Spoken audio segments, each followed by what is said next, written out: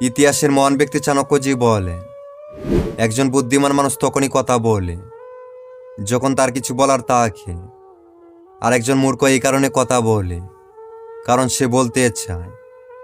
কম কথা বলা যদি আপনার কাছে দুর্বলতা মনে হয়, তাহলে আপনার ধারণা ভুল। কম কথা বলা আপনাকে অন্যের থেকে অনেক বেশি বুদ্ধিমান ও সফল করতে পারে। আজকে কম কথা বলার 5টি উপকারিতা বলবো। আশা করি ভিডিওটা শেষ পর্যন্ত দেখবেন। তাহলে চলেন মূল ভিডিওতে চলে যায়। নাম্বার 1, যারা কম কথা বলে তারা অনেক বেশি বুদ্ধিমান হয়।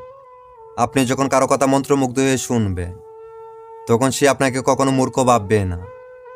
কারণ এই পৃথিবীতে বলার মানুষ অনেক, কিন্তু শোনার মানুষ খুব কম। তাই বুদ্ধিমান মানুষেরা প্রথমে সম্পূর্ণ কথাটা মনোযোগ দিয়ে শুনে। নাম্বার 2, যারা কম কথা বলে তারা খুব ইন্টেলিজেন্ট হয়।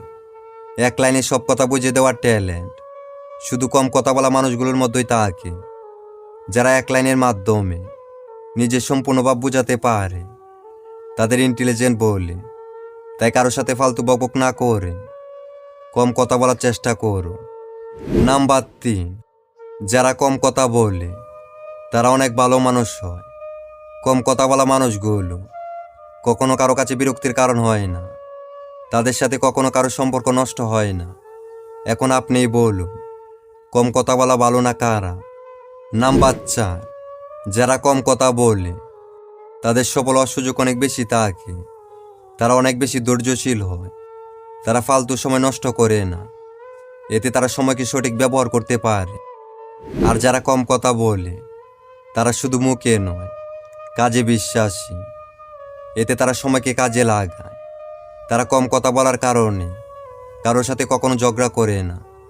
এতে তাদের মাইন্ড সবসময় শান্ত থাকে। তাই আজকের পর থেকে কম কথা বলার চেষ্টা করুন।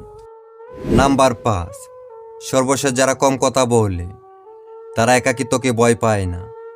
এর মধ্যে একটা পজিটিভ দিক থাকে, অর্থাৎ তারা বেশিরভাগ সময় নিজেকেই দিয়ে থাকে। একা থাকতেও তাদের ভালো লাগে। একা থাকাকে তারা কখনো একাকিত্ব মনে করে না, বরং তারা একাই সফল হয়ে দেখায়। যারা কম কথা বলে তারা কখনো এটা ভাবে না যে কে তার পাশে থাকবে আর কে তার পাশে থাকবে না। এই ছিল কম কথা বলার 5টি উপকারিতা। তাই আজকের পর থেকে সবাই কম কথা বলার চেষ্টা করুন। আপনি যখন কম কথা বলবেন, তখন আপনার মাইন্ড শান্ত থাকবে আর কাজে মনোযোগী হতে পারবেন। আর সফলতার পথে ততই অগ্রসর হতে পারবেন। তাই অযথা ফালতু কথা না বলে চুপ থাকুন। ভিডিওতে বলা কথাগুলোতে যদি কোনো ভুল ত্রুটি হয়ে থাকে, সবাই ক্ষমা দৃষ্টিতে দেখবেন। আজ এ পর্যন্তই। সবাই ভালো থাকবেন, সুস্থ থাকবেন। আল্লাহ হাফেজ।